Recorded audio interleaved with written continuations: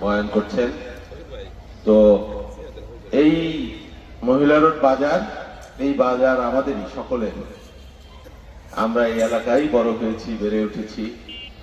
দীর্ঘদিন পরে একটা চমৎকার পরিবেশ, একটা নির্ভয় নির্বিঘ্ন পরিবেশে আমরা কথা বলতে পারছি, মিলিত হতে পারছি, বয়ান শুনতে পারছি, বয়ান করতে পারছি।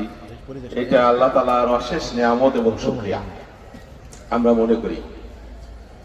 তো যাই হোক, এখানে তো আসলে ধর্মসভা, এখানে রাজনীতির কোনো ব্যাপার না। আমার অভ্যাস আপনারা সবাই জানেন যে আমরা রাজনীতি করি, রাজনীতির বক্তৃতায় আমরা খুব অভ্যস্ত ছোটবেলা থেকেই, বা টেলিভিশনেও কথা বলি বিভিন্ন সময়ে। সেটা একরকম বিষয়, এখানে অন্যরকম বিষয়। এখানে আমি রাজনীতির কোনো কথা বলতে চাই না। আপনাদের সবাইকে ধন্যবাদ দিই যে এখানে এই মহিলা রোডে এর আগে অনেক ধরনের অন্যায় অনিয়মের কথা আমরা শুধু মহিলার না সারা দেশেই শুনেছি। আশা করি আগামী দিনে বা আসছে দিনে কোনো অন্যায় অনিয়ম, কোনো জুলুম, কোনো পীড়ন এখানে হবে না। আপনারা সকলেই ময় মুরব্বী যারা আছে, এলাকার গুণীজন যারা আছে, আমরা হক, হালালি এবং ন্যায়ের পথে চলবো। আমাদের ধর্ম যেটা নির্দেশ করে, তাই না? কোনো ধর্মই তো আসলে নীতিহীনতা, অন্যায় অনিয়ম, জুলুম শিখায় না। বিশেষ করে ইসলাম ধর্ম, এটা তো শান্তির ধর্ম।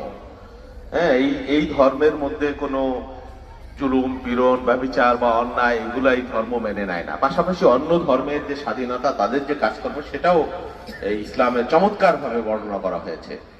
ধর্মের শিক্ষাই হলো নৈতিকতা, ধর্মের শিক্ষাই হলো সততা, ধর্মের শিক্ষা হলো হক, বাতিলের বিরুদ্ধে লড়াই, তাই না? এটাই তো বলে আমাদের হুজুরেরা। তো ধর্মের সাথে মানবতার, মানুষের কোনো সম্পর্ক হয় না, বিশেষ করে ইসলাম ধর্ম। অন্য ধর্ম, কোনো ধর্মই আসলে খারাপ কিছু শেখায় সেরকম কোনো কিছু না। বাট আমরা যেহেতু ইসলাম ধর্মের অনুসারী, আমাদের এই ধর্মকে বলা হয় শান্তির ধর্ম। তো এই শান্তির ধর্ম কখনো কলহকে, বিদ্বেষকে, যুদ্ধকে বা কোনো অন্যায়কে, অনিয়মকে, জুলুমকে কোনোদিন প্রশ্রয় দেয় না। আপনারা জানেন যে তামাম দুনিয়ায় নানান ধরনের অন্যায় অনিয়ম চলছে। বিশেষ করে ইসরায়েলে, ফিলিস্তিনি যে মুসলমান, তাদের উপরে নানান ধরনের দীর্ঘকাল যাবৎ জুলুম চলছে।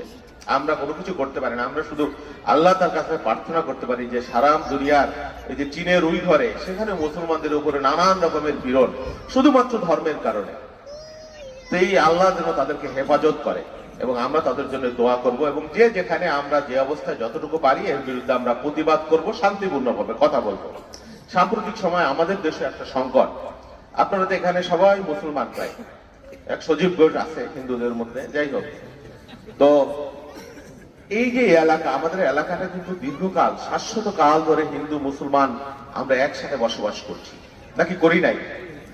কোনোদিন কোনো ধর্মের সংঘাত কোনোদিন আপনারা দেখেছেন? আমরা দেখেছি এই পরিবার, পরিজন, উৎসব, আমরা একসাথে মানুষ হয়েছি একই আলো বাতাসে। কোনোদিন আমরা ধর্মের কারণে কাউকে ছোট করা, কাউকে নিচু করা, কারো উপরে জুলুম করা, এগুলো আমাদের এই অঞ্চলে, সারা বাংলাদেশে কোথাও হয় নাই। এই দিক দিয়ে আমরা, আমাদের দেশের মানুষ কিন্তু সেরা। এখন কিন্তু ষড়যন্ত্র হইতেছে একটা জিনিস, আমি রাজনীতির কথা যদি নাও বলি, কিন্তু দেশের কথাটা বলতে পারবো, তাই না? দেশটা তো আমাদের সকলের।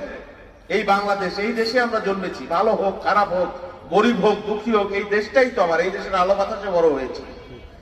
তো এই দেশটাকে যদি ভালোবাসি, এই দেশের বিরুদ্ধে যদি ষড়যন্ত্র হয়, তাহলে কি সেখানে কোনো দল থাকতে পারে? কোনো ধর্ম থাকতে পারে? একটা ষড়যন্ত্র কিন্তু হচ্ছে আমাদের দেশটাকে নিয়ে। প্রতিবেশী দেশ চারিদিকে ঘেরা। দুনিয়ার কোন দেশের সাথে আমাদের কোনো বৈরিতা নাই। আমরা বন্ধুত্বের সম্পর্কে বিশ্বাস করি। রাষ্ট্রের কূটনীতি যা বলে, কারোর সাথে কেউ আমাদের প্রভু না। প্রত্যেকেই যদি স্বাধীন দেশ হয়, সমতার ভিত্তিতে, মর্যাদার ভিত্তিতে, সম্মানের ভিত্তিতে আমরা পরিচয় দেব। কিন্তু কেউ কেউ আমাদের উপরে দাদাগিরি করতে চায়, আমাদেরকে নিয়ন্ত্রণ করতে চায়, তাদের মতো করে এখানে শাসক নিযুক্ত করতে চায়। সমস্যাটা সেখানেই। এবং রাজনৈতিক ভাবে মোকাবেলা না করে ধর্মের নামে ইন্ধন দেবার চেষ্টা করছে। কিন্তু আসার বিষয় যে আমাদের দেশের মানুষ চরম ধৈর্যশীল। চট্টগ্রামে একটা নিষ্ঠুর ঘটনা ঘটেছে কয়েকদিন আগে, আপনারা শুনেছেন। তারপরেও কিন্তু লক্ষ মানুষ জড়ো হয়েছে, কেউ কোথাও একটা টোকা দেয় নাই। এই অপরাজনীতির কারণে আমাদের দেশের এই শাশ্বতকালের এই যে ধর্মীয় সম্প্রীতি, এই সম্প্রীতি যাতে নষ্ট না হয়, আপনারা সকলে খেয়াল করবেন। এটা কিন্তু একটা ফাঁদ। আমাদেরকে উস্কানি দিয়ে এখানে হিন্দু মুসলমানের একটা বিভেদ, একটা বিষ বাষ্প, একটা বিভেদ সৃষ্টি করতে চায়। আমাদের ধর্ম কিন্তু সেটা বলে না।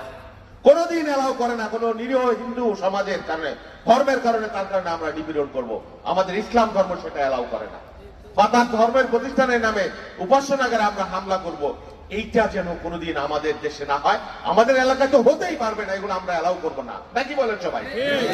বাট আমরা দেশের প্রশ্নে এক থাকবো, আমরা ঐক্যবদ্ধ থাকবো, আমরা এই দেশকে ভালোবাসি, সকলে যে যে দল করব, যে ধর্মের আমরা হব, সকলে আমাদের দেশ নিয়ে যদি কেউ সিনেমিনি খেলতে চায়, আমাদের সার্বভৌমত্বের উপর যদি কেউ আঘাত করতে চায়, সকলে আমরা একসাথে আমরা প্রতিবাদ করব।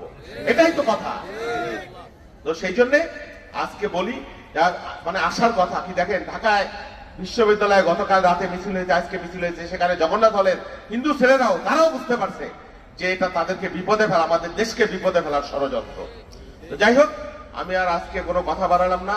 এই ওয়াজের জন্য আমাদের ভাই বেরাদার ওরা বলেছিল সরকারের তরফ থেকে মাননীয় ডিসি মহোদয় এই খরচের জন্য 2 মেট্রিক টন চাউল বরাদ্দ দিয়েছে। আমাদের মসজিদের কাজও বাকি আছে, গুণাগ্রাম একটা মাদ্রাসার উদ্বোধন হচ্ছে, সেগুলো আমরা দেখছি। আল্লাহর রহমতে আমাদের এলাকায় উন্নয়নের আগামী দিনে আমাদের দুর্দিন চলে গেছে। আশা করি আল্লাহ তাআলা আছেন তো, তিনি দেখবেন আমাদের কোনো উন্নয়নের কোনো অসুবিধা হবে না আগামী দিনে। আপনারা যদি আমাদের সাথে থাকেন, আমরা নির্বিঘ্নে ধর্ম পালন করব, আনন্দের সাথে ধর্ম পালন করব, আনন্দের সাথে আমরা আমাদের উৎসব করব, হিন্দুরাও করবে, সবাই যার যার যে কাজ করবে। আমরা সামাজিক সম্প্রীতি বজায় রাখবো, আমরা ধর্মীয় সম্প্রীতি বজায় রাখবো, হ্যাঁ, এবং সামাজিক সুবিচার আমরা বজায় রাখবো। আমরা আইন আদালতের কাছে কেউ যেতে একটা ফ্যাসাদ হয়, আমরা সামাজিক ভাবে বসে গ্রামের ময় মুরব্বী, যেটা আমরা আমাদের ছোটবেলা থেকে যেটা আমরা দেখছি, সেভাবেই আমরা দিনাতিপাত করবো। কোনো